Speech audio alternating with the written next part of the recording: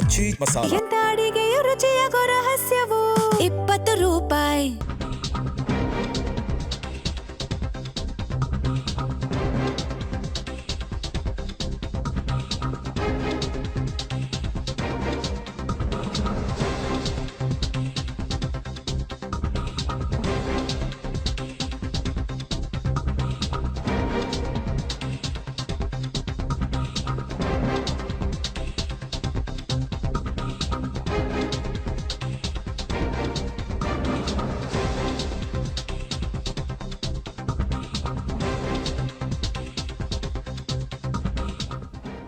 ವಿನಯ್ ಕುಲಕರ್ಣಿಗೆ ಅತ್ಯಂತ ದೊಡ್ಡ ರಿಲೀಫ್ ಕೊಡುವಂತಹ ವಿಚಾರ ಇದಾಗ್ತಾ ಇದೆ. ವಿನಯ್ ಕುಲಕರ್ಣಿ ಅವರಿಗೆ ಜಾಮೀನನ್ನ ಹೈಕೋರ್ಟ್ ಮಂಜೂರು ಮಾಡಿದೆ. ವಿನಯ್ ಕುಲಕರ್ಣಿಗೆ ಜಿಲ್ಲಾ ಪಂಚಾಯತ್ ಸದಸ್ಯ ಯೋಗೀಶ್ ಗೌಡ ಹತ್ಯೆ ಪ್ರಕರಣದಲ್ಲಿ ಅತಿ ದೊಡ್ಡ ರಿಲೀಫ್ ಸಿಕ್ಕಂತಾಗ್ತಾ ಇದೆ.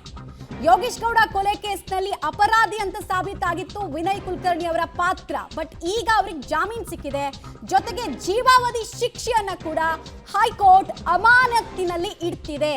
ಹಾಗೆ ವಿನಯ್ ಕುಲಕರ್ಣಿ ಅವರ ಶಾಸಕ ಸ್ಥಾನ ಊರ್ಜಿತವಾಗ್ತಾ ಇದೆ. ಅಂದ್ರೆ ಅವರು ಶಾಸಕ ಸ್ಥಾನವನ್ನು ಕಳ್ಕೊಳ್ತಾರೆ, ಶಾಸಕತ್ವ ಕೂಡ ಹೋಗುತ್ತೆ ಅನ್ನುವಂತಹ ನಿರೀಕ್ಷೆ ಇತ್ತಲ್ವ. ಬಟ್ ಮತ್ತೆ ಜೀವ ಸಿಕ್ಕಂತ ಆಗ್ತಾ ಇದೆ. ವಿನಯ್ ಕುಲಕರ್ಣಿ ಅವರಿಗೆ ಕಾನೂನು ಹೋರಾಟದಲ್ಲಿ ಇಲ್ಲಿ ತನಕ ಸಿಕ್ಕಿರದ ಅತಿ ದೊಡ್ಡ ಜಯ ಇವತ್ತು ಹೈಕೋರ್ಟ್ನ ಅಂಗಳದಲ್ಲಿ ಸಿಕ್ಕಿದೆ.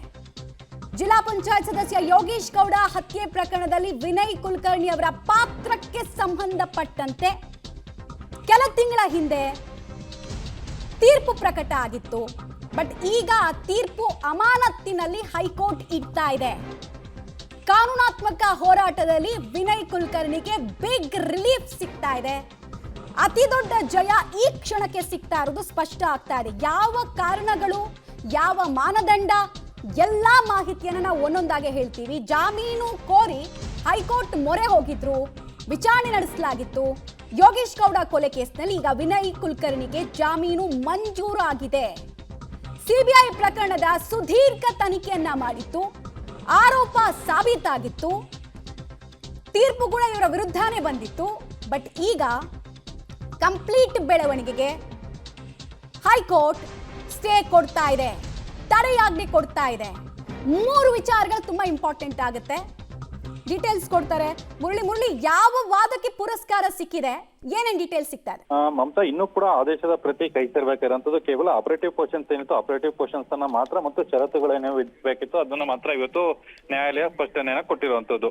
ಅಂದ್ರೆ ಕಳೆದ ಇನ್ನು ಸೆಷನ್ಸ್ ಕೋರ್ಟ್ ಜನಪ್ರತಿನಿಧಿಗಳ ನ್ಯಾಯಾಲಯ ವಿಧಿಸಿದಂತ ಜೀವಾವಧಿ ಶಿಕ್ಷೆ ಏನಿತ್ತು, ಜೀವಾವಧಿ ಶಿಕ್ಷೆಯನ್ನ ಪ್ರಶ್ನೆಯನ್ನ ಮಾಡಿದ್ರು ಮತ್ತು ಅದನ್ನ ಅಮಾನತಿನಲ್ಲಿ ಇಟ್ಬೇಕು ಮತ್ತು ಜಾಮೀನನ್ನ ಮಂಜೂರು ಮಾಡಬೇಕು ಅಂತ ಹೇಳಿ 4 ಆರೋಪಿಗಳು, ಅದರಲ್ಲೂ ಕೂಡ ಚೆನ್ನಕೇಶವ ಟಿಂಕರ್ ವಿನಯ್ ಕುಲಕರ್ಣಿ ಇರ್ಬೋದು, ಇವರೆಲ್ಲರೂ ಕೂಡ ಮನವಿಯನ್ನ ಮಾಡ್ಕೊಂಡಿದ್ರು. ಮನವಿಯನ್ನ ಮಾಡ್ಕೊಂಡು ಸುದೀರ್ಘವಾದ ವಾದ ಪ್ರತಿವಾದವನ್ನ ಕೂಡ ಆಲಿಸಲಾಗಿತ್ತು. ಅದಕ್ಕೆ ಸಿಬಿಐ ಕೂಡ ಆಕ್ಷೇಪವನ್ನ ಮಾಡಿತ್ತು. ಯಾಕೆಂದ್ರೆ ಈಗಾಗಲೇ ಜೀವಾವಧಿ ಶಿಕ್ಷೆಯನ್ನ ನೀಡಿದೆ. ಅದಕ್ಕೆ ಪೂರಕವಾದಂತ ಅಂದ್ರೆ ಈ ಪ್ರಕರಣದಲ್ಲಿ 15ನೇ ಆರೋಪಿಗಿರುವಂತ ವಿನಯ್ ಕುಲಕರ್ಣಿ ಆತನ ವಿರುದ್ಧ ಬೇಕಾದಂತ ಸಾಕ್ಷ್ಯಾಧಾರಗಳಂತೂ ಆ ಸಾಕ್ಷ್ಯಾಧಾರಗಳನ್ನ ಜನಪ್ರತಿನಿಧಿಗಳ ನ್ಯಾಯಾಲಯ ಸಂಪೂರ್ಣವಾಗಿ ಪುರಸ್ಕಾರವನ್ನ ಮಾಡಿದೆ. ಆ ಹಿನ್ನೆಲೆಯಲ್ಲಿ ಜಾಮೀನನ್ನ ಮಂಜೂರು ಮಾಡಬಾರ್ದು ಅಂತ ಹೇಳಿ ಪ್ರಬಲವಾದ ವಾದವನ್ನ ಕೂಡ ಮಂಡನೆ ಮಾಡಿದ್ರು. ಆದ್ರೆ ಇವಾಗ ಮಧ್ಯಂತರ ಜಾಮೀನನ್ನ ನೀಡಿ ಆದೇಶವನ್ನ ಮಾಡಿದೆ. ಆದೇಶವನ್ನ ಮಾಡಿ ಮತ್ತು ಏನೋ 2 ಶ್ಯೂರಿಟಿ ಇರ್ಬೋದು, 5 ಲಕ್ಷ ಬಾಂಡ್ ಇರ್ಬೋದು, ಜೊತೆಗೆ ದೇಶವನ್ನ ಬಿಟ್ಟು ಹೊರಗಡೆ ಹೋಗಬಾರ್ದು ಅಂತ ಹೇಳಿ ಕೂಡ ಸೂಚನೆಯನ್ನ ಕೊಟ್ಟಿರುವಂತದ್ದು. ಅಂದ್ರೆ ಸೆಷನ್ಸ್ ಕೋರ್ಟ್ಗೆ ಅಂದ್ರೆ ಜನಪ್ರತಿನಿಧಿಗಳ ನ್ಯಾಯಾಲಯ ಏನಿತ್ತು ಅದಕ್ಕೆ ಪಾಸ್ಪೋರ್ಟ್ ಅನ್ನ ಏನೋ ಸಿಲಿಂಡರ್ ಅನ್ನ ಮಾಡ್ಬೇಕು ಅನ್ನೋದ್ರ ಬಗ್ಗೆನೂ ಕೂಡ ಆದೇಶವನ್ನ ಕೂಡ ಮಾಡಿರುವಂತದ್ದು. ಅಂದ್ರೆ ಆದೇಶದ ಪ್ರತಿ ಕೈ ಸೇರಿದ ಬಳಿಕ ಯಾವ ಅಂಶಗಳನ್ನ ಹೈಕೋರ್ಟ್ ಪರಿಗಣನೆಗೆ ತೆಗೆದುಕೊಂಡಿದೆ ಅನ್ನೋದ್ರ ಬಗ್ಗೆ ಕಾದ್ ನೋಡ್ಬೇಕಂತದ್ದು. ಸದ್ಯಕ್ಕೆ ವಿನಯ್ ಕುಲಕರ್ಣಿಗೆ ಒಂದು ರೀತಿಯಲ್ಲಿ ಬಿಗ್ ರಿಲೀಫ್ ಸಿಕ್ಕಿರುವಂತದ್ದು, ಜೊತೆಗೆ ಸಚಿವ ಸ್ಥಾನ, ಶಾಸಕರ ಸ್ಥಾನ ರದ್ದಾಗಿದೆ ಅನ್ನೋದ್ರ ಬಗ್ಗೆನೂ ಕೂಡ ಮಾಹಿತಿಯನ್ನ ಈಗಾಗಲೇ ಸ್ಪೀಕರ್ ಅನ್ನು ಹೊರಟಿದ್ರು. ಈಗ ಮತ್ತೆ ಅದಕ್ಕೆ ಸಂಬಂಧಪಟ್ಟಂತೆ ಹೈಕೋರ್ಟ್ ನಲ್ಲಿ ಅರ್ಜಿಯನ್ನ ಸಲ್ಲಿಕೆಯನ್ನ ಮಾಡ್ಕೊಂಡು ಮತ್ತೆ ಶಾಸಕ ಸ್ಥಾನವನ್ನ ಪಡ್ಕೊಳ್ಳೋ ಅವಕಾಶ ಈಗ ವಿನಯ್ ಕುಲಕರ್ಣಿಗೆ ಸಿಕ್ಕಿರುವಂತದ್ದು. ಮಮತಾ, ಧಾರವಾಡಕ್ಕೆ ಹೋಗೋದ್ರ ಬಗ್ಗೆ ಏನಾದ್ರು ಕ್ಲಾರಿಟಿ ಇದೆಯಾ ತೀರ್ಪಲ್ಲಿ? ಅವ್ರು ಯಾಕಂದ್ರೆ ಧಾರವಾಡಕ್ಕೆ ಹೋಗೋದಕ್ಕೆ ಅನುಮತಿ ಕೂಡ ನಂಗೆ ಬೇಕು ಅಂತ ಕೇಳಿದ್ರು ನಾವು ತಿಳ್ಕೊಂಡಿರೋ ಪ್ರಕಾರ. ಸೊ ಧಾರವಾಡದ ಬಗ್ಗೆ ಏನಾದ್ರು ಮೆನ್ಷನ್ ಮಾಡಿದಾರಾ?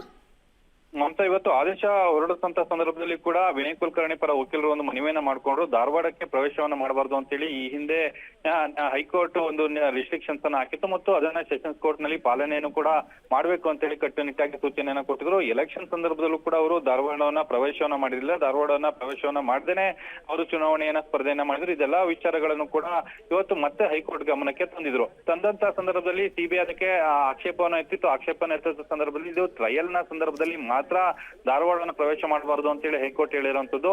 ಆದ್ರೆ ಈ ಸಂದರ್ಭದಲ್ಲಿ ಅವರು ಧಾರವಾಡವನ್ನ ಪ್ರವೇಶವನ್ನ ಮಾಡಬಹುದು, ಅದಕ್ಕೆ ಅನುಕೂಲವನ್ನು ಮಾಡ್ಕೊಡ್ಬೇಕು ಮತ್ತು ಅವಕಾಶವನ್ನು ಮಾಡ್ಕೊಡ್ಬೇಕು ಅಂತ ಹೇಳಿ ಹೈಕೋರ್ಟ್ ನಲ್ಲಿ ಮನವಿಯನ್ನ ಮಾಡೋದು. ಅದಕ್ಕೆ ಸಂಬಂಧಪಟ್ಟಂತೆ ನ್ಯಾಯಾಧೀಶರು ಕೂಡ ಹೇಳಿರುವಂತದ್ದು. ಆದೇಶದ ಪ್ರತಿಯಲ್ಲಿ ಸವಿವರವಾಗಿ ಅದರ ಬಗ್ಗೆ ಮಾಹಿತಿಯನ್ನು ಉಲ್ಲೇಖವನ್ನು ಮಾಡ್ತೀನಿ ಅಂತ ಹೇಳಿ ಕೂಡ ಹೇಳಿರುವಂತದ್ದು. ಸದ್ಯಕ್ಕೆ ವಿನಯ್ ಕುಲಕರ್ಣಿಗೆ ಇದ್ದಂತ ಬಹುದೊಡ್ಡ ತಲೆನೋವಾಗಿದ್ದಂಥದ್ದು ಜೀವಾವಧಿ ಶಿಕ್ಷೆ. ಅದರಿಂದ ಹೊರಗಡೆ ಬರ್ಬೇಕು ಅನ್ನೋ ವಿಚಾರವನ್ನ ಸಾಕಷ್ಟು ಪ್ರಯತ್ನಗಳನ್ನ ಮಾಡ್ತಿದ್ರು. ಈಗ ಸದ್ಯಕ್ಕೆ ಮಧ್ಯಂತರ ಜಾಮೀನು ಮಂಜೂರಾಗಿರೋ ಹಿನ್ನೆಲೆಯಲ್ಲಿ ಒಂದು ಬಿಗ್ ರಿಲೀಫ್ ಸಿಕ್ಕಿದೆ. ಬಿಗ್ ರಿಲೀಫ್ ಸಿಕ್ಕಿರೋ ಹಿನ್ನೆಲೆಯಲ್ಲಿ ಧಾರವಾಡಕ್ಕೆ ಹೋಗುವಂತದ್ದು ಮುಂದಿನ ವಿಚಾರ. ಮುಂದಿನ ಸಂದರ್ಭದಲ್ಲಿ ಅದನ್ನ ಪ್ರಶ್ನೆಯನ್ನ ಮಾಡ್ಕೊಳ್ಬಹುದು ಅಥವಾ ಆದೇಶದ ಪ್ರತಿಯಲ್ಲಿ ಬರ್ಲಿಲ್ಲ ಅಂದ್ರೆ ಅದಕ್ಕೆ ಒಂದು ಮನವಿಯನ್ನು ಕೂಡ ಮಾಡ್ಕೊಂಡು ಧಾರವಾಡನ ಪ್ರವೇಶನ ಮಾಡಬಹುದು. ಆದ್ರೆ ಈಗ ಜೈಲಿನಿಂದ ಹೊರಗಡೆ ಬರ್ಬೇಕಾಯ್ತು.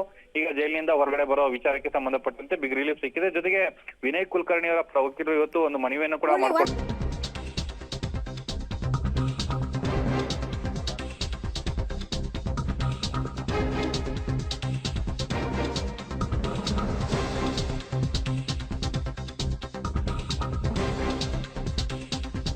ಜೀವಾವಧಿ ಶಿಕ್ಷೆಯಿಂದ ಶಾಸಕತ್ವವನ್ನ ವಿನಯ್ ಕುಲಕರ್ಣಿ ಕಳೆದುಕೊಂಡಿದ್ರು. ಬಟ್ ಈಗ ಮರುಜೀವ ಸಿಕ್ಕಂತಾಗ್ತಾ ಇದೆ ಅವರ ಶಾಸಕತ್ವಕ್ಕೆ. ಹೈಕೋರ್ಟ್ ತೀರ್ಪಿನಿಂದ ವಿನಯ್ ಕುಲಕರ್ಣಿಗೆ ಸಿಕ್ಕಿರುವಂತಹ ಕಾನೂನಾತ್ಮಕ ಜಯ, ಮುನ್ನಡೆ ಎಲ್ಲದರ ಬಗ್ಗೆ ನಾವು ಮಾಹಿತಿ ಕೊಡ್ತಾ ಇದ್ವಿ. ಇತ್ತೀಚೆಗಷ್ಟೇ ಸ್ಪೀಕರ್ ಕೂಡ ಇವರ ಶಾಸಕತ್ವ ರದ್ದಾಗಿದೆ ಅಂತ ಹೇಳಿದ್ರು. ಈಗ ಹೈಕೋರ್ಟ್ನಲ್ಲೇ ಕಾನೂನಾತ್ಮಕವಾಗಿ ಶಕ್ತಿ ಸಿಕ್ಕಿರೋದ್ರಿಂದ ಮತ್ತೆ ಅವರು ಪ್ರಮಾಣ ವಚನವನ್ನ ಸ್ವೀಕರಿಸೋದು. ಓಕೆ, ಡೀಟೇಲ್ಸ್ ಕೊಡ್ತಾರೆ ಮುರಳಿ. ಏಪ್ರಿಲ್ 17ನೇ ತಾರೀಕಿನಿಂದ ಜೈಲಲ್ಲಿದ್ರು, ಶಾಸಕತ್ವವನ್ನ ಕೂಡ ಕಳ್ಕೊಂಡಿದ್ರು. ಈಗ ಮರುಸ್ಥಾಪನೆ ಆಗತ್ತೆ. ಮುಂದಿನ ಕಾನೂನಾತ್ಮಕ ಪ್ರೊಸೀಜರ್ಸ್ ಯಾವ ರೀತಿ ಇರುತ್ತೆ ಅಂತ ಕುತೂಹಲ. ಮಮತಾ, ಪ್ರಮುಖವಾಗಿ ವಿನಯ್ ಕುಲಕರ್ಣಿ ಅವರ ವಿರುದ್ಧ ಜೀವಾವಧಿ ಶಿಕ್ಷೆ ಬಂತು. ಜೀವಾವಧಿ ಶಿಕ್ಷೆ ಆದೇಶ ಪ್ರಕಟವಾದ ಬಳಿಕ ಯೋಗೇಶ್ ಗೌಡ ಪರ ಇದ್ದಂತವರು ಸಾಕಷ್ಟು ಹೋರಾಟವನ್ನ ಮಾಡಿದ್ರು. ಅವರ ಶಾಸಕತ್ವ ಏನಿತ್ತು ಅದನ್ನ ರದ್ದು ಮಾಡೋದಕ್ಕೆ ಸ್ಪೀಕರ್ ಅವರು ಸಾಕಷ್ಟು ತಡವನ್ನ ಮಾಡ್ತಾ ಇದ್ದಾರೆ. ಆ ತಡವನ್ನ ಮಾಡ್ತಾ ಇರುವಂತದ್ದು ಸರಿಯಲ್ಲ ಅಂತ ಹೇಳಿ ಪದೇ ಪದೇ ಸ್ಪೀಕರ್ ಕಚೇರಿಗೆ ಹೋಗುವಂತದ್ದು, ಅಲ್ಲಿ ಮನವಿನ ಕೊಡುವಂತ ಪ್ರಯತ್ನಗಳನ್ನ ಕೂಡ ಮಾಡ್ತಾ ಇದ್ರು. ಆ ಸಂದರ್ಭದಲ್ಲಿ ಸಾಮಾನ್ಯವಾಗಿ ಕಾಂಗ್ರೆಸ್ ಮುಜುಗರಕ್ಕೆ ಸಿಲುಕಿತ್ತು. ಜೊತೆಗೆ ಸ್ಪೀಕರ್ ಕೂಡ ಇದ್ರ ಬಗ್ಗೆ ಪದೇ ಪದೇ ಸ್ಪಷ್ಟನೆಯನ್ನು ಕೂಡ ಕೊಡ್ತಾ ಇದ್ರು. ಅದಕ್ಕೆ ಸಂಬಂಧಪಟ್ಟಂತೆ ಯಾವ ಕಾನೂನಾತ್ಮಕ ಕ್ರಮಗಳಿದಾವೆ, ಯಾಕಂದ್ರೆ ಹೈಕೋರ್ಟ್ ನಲ್ಲಿ ಪ್ರಶ್ನೆಯನ್ನ ಮಾಡಿದ್ದಾರೆ. ಹೈಕೋರ್ಟ್ ನಲ್ಲಿ ಅರ್ಜಿ ಇತ್ಯರ್ಥ ಆಗೋ ತನಕ ಕೂಡ ಅದನ್ನ ಮುಂದೂಡೋ ಸಾಧ್ಯತೆಗಳು ಕೂಡ ಇರ್ತವೆ ಅಂತ ಹೇಳಿ ವಿಚಾರಗಳಿತ್ತು. ಆದ್ರೆ ಸ್ಪೀಕರ್ ಆಗಿದ್ದಂತ ಯುಟಿ ಖಾದರ್ ಅವರು ಏನಿದ್ರು ಅದನ್ನ ಪುರಸ್ಕಾರ ಮಾಡಿದ್ರು. ಜೊತೆಗೆ ಅವರ ಶಾಸಕ ಸ್ಥಾನ ಏನಿತ್ತು ಅದನ್ನ ರದ್ದು ಕೂಡ ಮಾಡಿದ್ರು. ಈಗ ಇರುವಂತ ಅವಕಾಶ ಏನಂದ್ರೆ ಈಗ ಇದೇ ಆದೇಶವನ್ನ ಇಟ್ಕೊಂಡು ಹೈಕೋರ್ಟ್ ನಲ್ಲಿ ಒಂದು ಅರ್ಜಿಯನ್ನ ಸಲ್ಲಿಕೆಯನ್ನ ಮಾಡ್ಕೊಳ್ಬಹುದು. ಅರ್ಜಿಯನ್ನ ಸಲ್ಲಿಕೆ ಮಾಡ್ಕೊಂಡು ಮತ್ತೆ ಶಾಸಕ ಸ್ಥಾನವನ್ನಿತ್ತು ಅದನ್ನ ಪುನಃ ಸ್ಥಾಪಿಸೋದಕ್ಕೆ, ಅಂದ್ರೆ ಅವರ ಮತ್ತೆ ಪ್ರಮಾಣ ವಚನ ಸ್ವೀಕಾರ ಮಾಡ್ಲಿಕ್ಕೆ. ಈಗ ಅಂದ್ರೆ ಸದ್ಯಕ್ಕೆ ಅಲ್ಲಿ ಯಾವುದೇ ರೀತಿಯ ಉಪಚುನಾವಣೆ ಆಗ್ಲಿ ಅಥವಾ ಬೇರೆ ಚುನಾವಣೆ ಆಗದೇ ಇರೋ ಹಿನ್ನೆಲೆಯಲ್ಲಿ ಮತ್ತೆ ಅವರಿಗೆ ಅವಕಾಶಗಳು ಸದ್ಯಕ್ಕೆ ಸಿಕ್ಕುವಂತ ಸಾಧ್ಯತೆಗಳು ಹೆಚ್ಚಿರ್ತವೆ. ಮತ್ತೆ ಅದನ್ನ ಹೈಕೋರ್ಟ್ಗೆ ಹೋಗ್ಬೇಕಾಗತ್ತೆ. ಸ್ಪೀಕರ್ನ ಆದೇಶ ಏನಿತ್ತು ಆದೇಶವನ್ನ ಪ್ರಶ್ನೆ ಮಾಡಿ ಹೈಕೋರ್ಟ್ಗೆ ಹೋಗಿ ಹೈಕೋರ್ಟ್ ನಿಂದ ಆದೇಶವನ್ನು ಪಡ್ಕೊಂಡು ಮತ್ತೆ ಪ್ರಮಾಣ ವಚನ ಸ್ವೀಕರಿಸೋದಕ್ಕೆ ಒಂದು ಅವಕಾಶಗಳು ಕೂಡ ಸದ್ಯಕ್ಕೆ ಇರುವಂತದ್ದು. ಮಮತಾ, ಮುಂದಿನ ಹಂತದಲ್ಲಿ ಮತ್ತಷ್ಟು ಮಾಹಿತಿ ಪಡ್ಕೊಳ್ತೀನಿ. ಸದ್ಯಕ್ಕೆ ಧನ್ಯವಾದ ಮುರಳಿ. ಸದ್ಯಕ್ಕಂತೂ ಜೀವಾವಧಿ ಶಿಕ್ಷೆಗೆ ಗುರಿಯಾಗಿದ್ದಂತಹ ವಿನಯ್ ಕುಲಕರ್ಣಿ ಈಗ ಹೈಕೋರ್ಟ್ ಮೊರೆ ಹೋಗಿದ್ರು. ಅವರ ಪರ ವಕೀಲರ ವಾದಕ್ಕೆ ಪುರಸ್ಕಾರ ಸಿಕ್ಕಿದೆ. ಸೊ ಇವತ್ತು ಸಂಜೆ ಅಷ್ಟೊತ್ತಿಗೆ ಹಾಗಾದ್ರೆ ರಿಲೀಸ್ ಆಗ್ತಾರಾ ವಿನಯ್ ಕುಲಕರ್ಣಿ ಅನ್ನೋದು ಕುತೂಹಲ.